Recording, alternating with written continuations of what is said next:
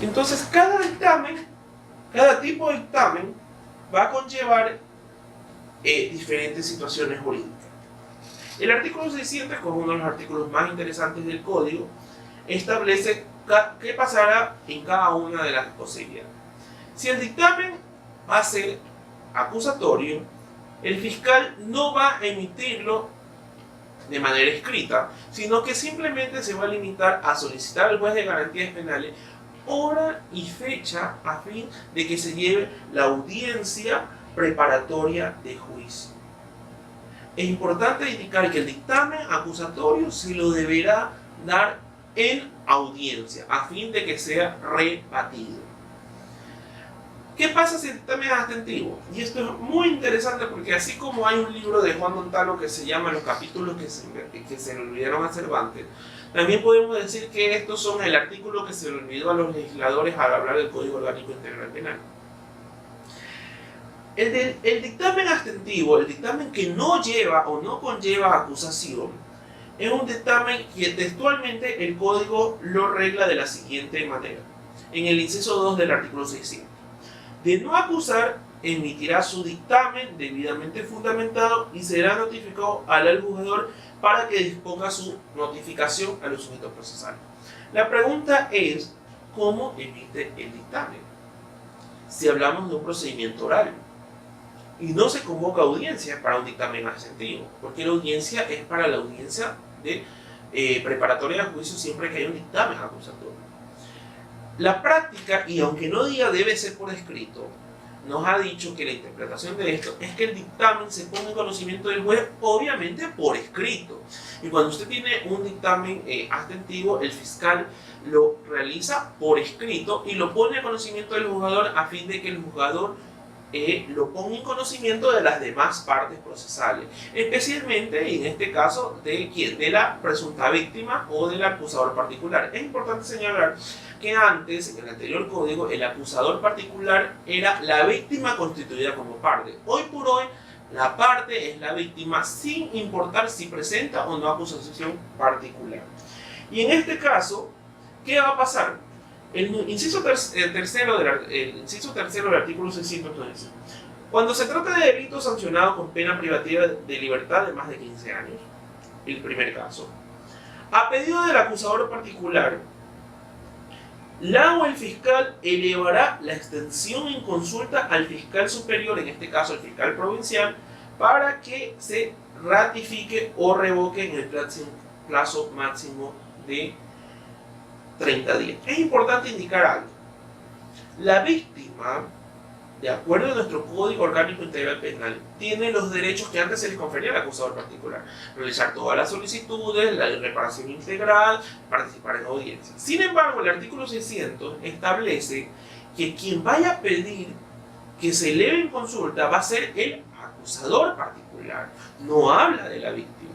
Y en este caso es interesante señalar que es la única prerrogativa que tendría el acusador particular. Por eso es que es importante presentar la acusación particular. Es importante señalarlo en caso de que usted presente y sea una víctima de un delito y presente una acusación particular y el fiscal en primera instancia crea que no hay elementos suficientes y decide emitir un dictamen abstentivo, usted tendrá la capacidad de solicitar en que suba en consulta al fiscal provincial para que ratifique o rectifique esto.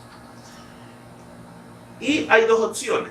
Una, que si el fiscal provincial decide ratificar el informe, bueno, entonces el juez deberá dictar inmediatamente el sobreseimiento.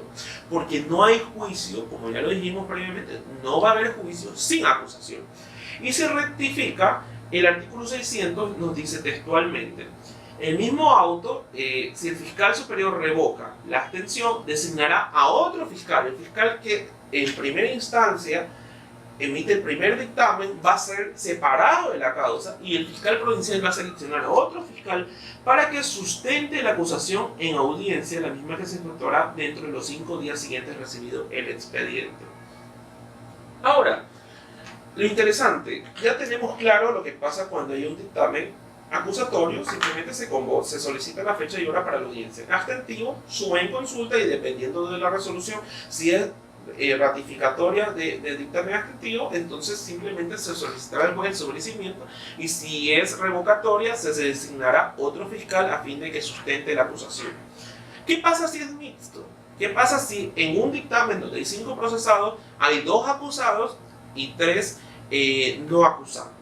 El inciso final del 600 nos dice: si la o el fiscal resuelve emitir un dictamen acusatorio para uno y abstentivo para otro procesado, con respecto a la abstención deberá elevar a la consulta, de acuerdo a lo establecido en el anterior artículo.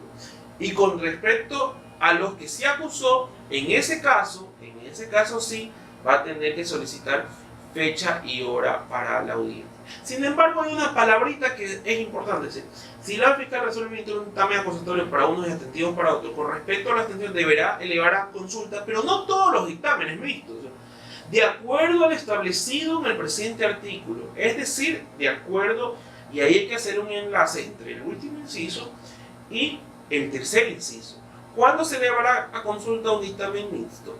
Cuando el delito sea mayor de 15 años o a solicitud del acusador particular. Si no, simplemente se va a dictar en ese momento un auto de sobreseimiento.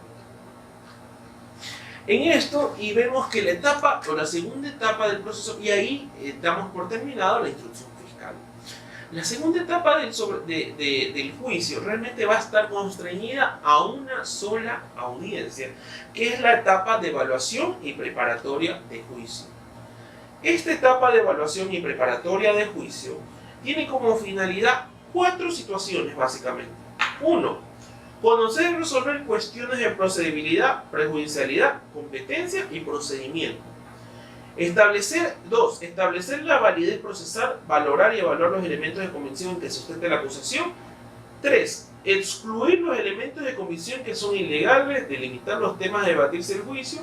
Y finalmente, anunciar las pruebas que serán practicadas en audiencia de juicio y aprobar los acuerdos probatorios. Esto básicamente es conocido como el saneamiento, porque es importante en esta etapa determinar los elementos probatorios, determinar si no se ha violado especialmente el proceso, porque lo que llegue a juicio, sin embargo, que el juez va a tener la obligación de determinar que no haya violaciones, porque todos los jueces tienen la obligación de determinar que se ha cumplido el debido proceso. Esta etapa es principal y madre y tiene como primer objetivo el saneamiento de las nulidades del proceso, que pueden ser parciales, como la nulidad en una prueba determinada, y por lo tanto usted podrá solicitar la exclusión de aquella, o total, en el cual el juez pueda declarar la nulidad del debido proceso.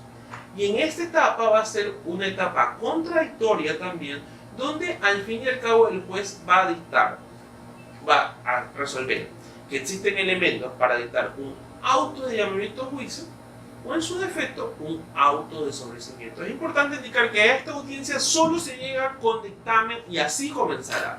Comenzará, después de determinar que no haya vicio, con el dictamen fiscal, que podrá ser rebatido en su momento y posteriormente va a pasar a la resolución de los jueces. Hasta aquí llegamos a este momento, agradeciendo una vez más a quienes han elegido nuestra deferencia y esperando contar con ustedes ya para hablar de la etapa de juicio en una próxima ocasión. Espero que este tipo de análisis sea importante, porque no son solo coyunturales, sino que son de base a fin de determinar qué tipo de proceso tenemos y hacia qué tipo vamos, un tipo de proceso más garantista, donde se determine y claramente que la víctima como el procesado tienen, y claro que sí, sus derechos. Sin embargo, esto debe estar limitado, porque el poder punitivo del Estado, que es un gran poder, debe estar limitado al debido proceso y a las facultades que tienen jueces y fiscales. Muchas gracias y buenos días.